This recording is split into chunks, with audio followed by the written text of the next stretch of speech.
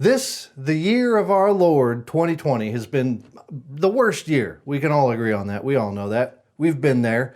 And the months ahead are going to be the hardest of them all. With the virus going like this and all the people out there, listening to Facebook posts rather than the scientists, it's not looking good. And after what we've been through already this year, we're all tired. We're all, just dragging ass, just trying to get to the other end of this thing. So I wanted to tell a story that has really given me strength and motivation during long times of hardship and misery in my life when I was dealing with Dad's bout with ALS. It gave me strength and motivation to continue going forward even though each day was worse than the last, and it just seemed to never end. Kind of like what we're dealing with right now. It's a story of survival, of motivation, of overcoming impossible odds. It is just the most incredible story I've ever heard, and I hope to share it to some others and maybe give somebody else some strength that this story brought me. It's, to me, the greatest survival story I've ever heard. Isn't that right, Johnny Depp? Oh, that's right. Well, come on, forget about the world for a while, stay a while and listen. This is the story of Ernest Shackleton and the Endurance Expedition. How long have we been on this rock? 5 weeks? 2 days? Where are we? Help me recollect. All right, have it your way. I like to cook it. So it all started back in the end of the 1800s, in an age that was known as the heroic age of Antarctic exploration. A time when much of the world was still very much unexplored and unconquered, and folks from around the world strived for fame and fortune by taking on impossible feats of achievement. The South Pole was left unclaimed, and it beckoned those that craved challenge and adventure. A great leader of his time, Ernest Shackleton, was one of those people that was irresistibly drawn south. There were many expeditions, many attempts, many failures, including one by Shackleton where he led a team less than 100 miles from being the first men to stand on the South Pole. But he made the excruciating yet crucial decision to turn back, which saved his men's lives and his own. After over a decade's worth of attempts, Norwegian Roald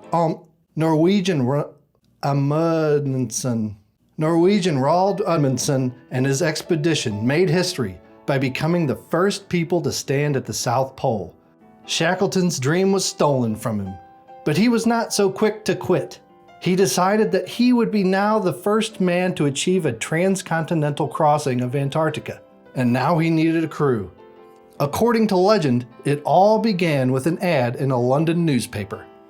Men wanted for a hazardous journey, small wages, bitter cold, long months of complete darkness, constant danger, safe return doubtful, honor and recognition in case of success.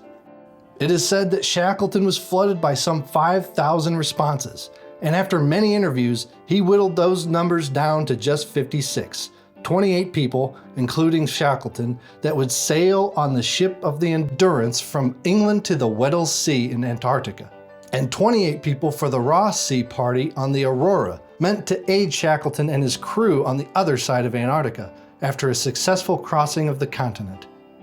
The mighty Endurance and her crew left Plymouth, England, August 8, 1914. 4 months later, they reached their last stop before truly embarking on their epic expedition, the Stromness whaling station on South Georgia Island. On December 5th, they began traversing the last stretch of ocean before reaching Antarctica. Little did these men know the incredible journey that awaited them. The whalers at the station knew the waters of the area well and warned Shackleton that it had been a particularly harsh winter and that the ice was extra thick. Shackleton pressed on anyway, and it was just 2 days into the trek that they encountered ice pack. They continued on, finding paths through the ice, trying to make progress, and they did for quite a while.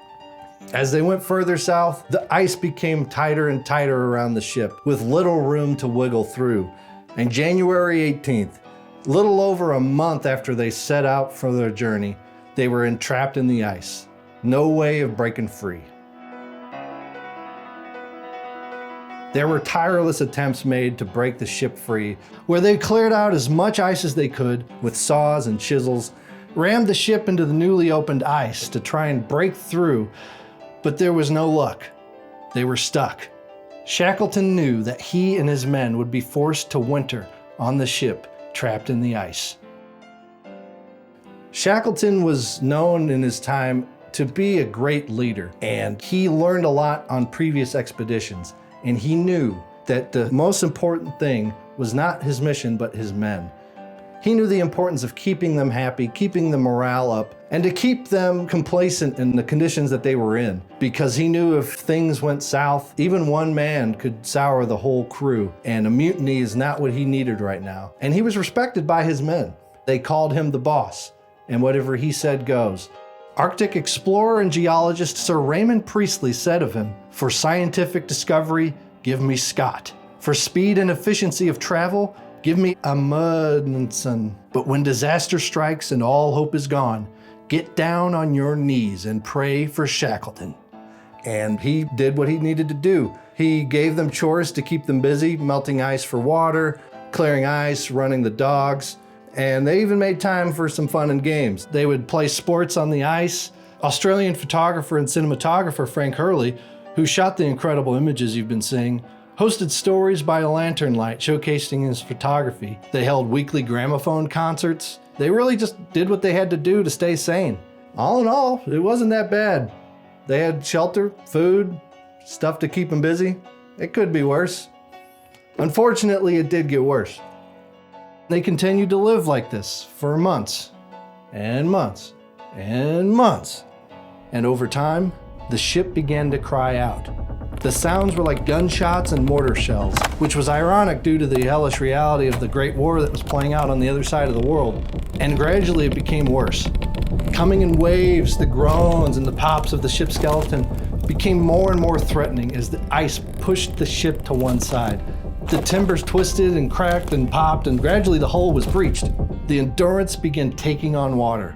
The men labored tirelessly over the water pumps and bailing out the water for 3 days straight, no sleeping, trying to save their ship, their home, their shelter in this godforsaken place, 12,000 miles away from any kind of civilization. But as one crew member put it, they were the embodiment of helpless futility. Shackleton became humbly aware of the fact that what the ice gets, the ice keeps. And on October 27th, he gave the order to abandon ship after 9 months of living on the ship stranded in the ice. They salvaged 3 lifeboats off of the ship and filled them up with as much supplies as they could.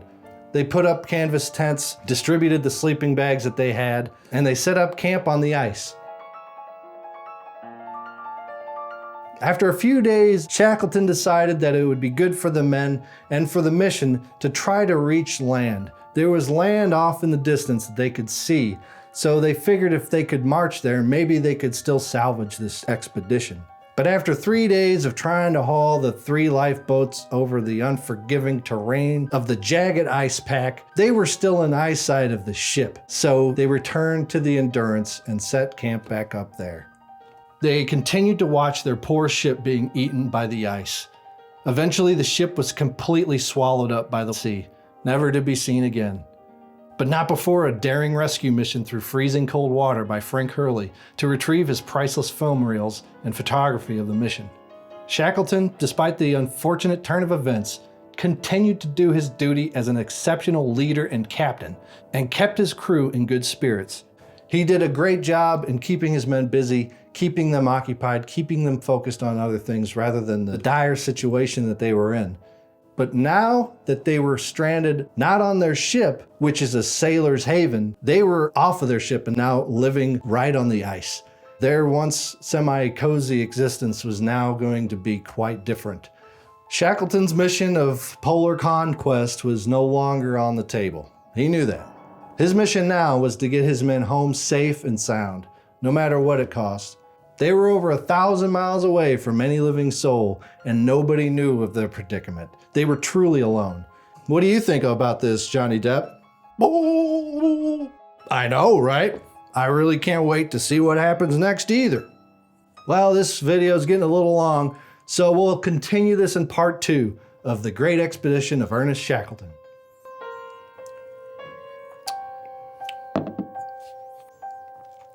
Click it. You can just click it. It's easier that way.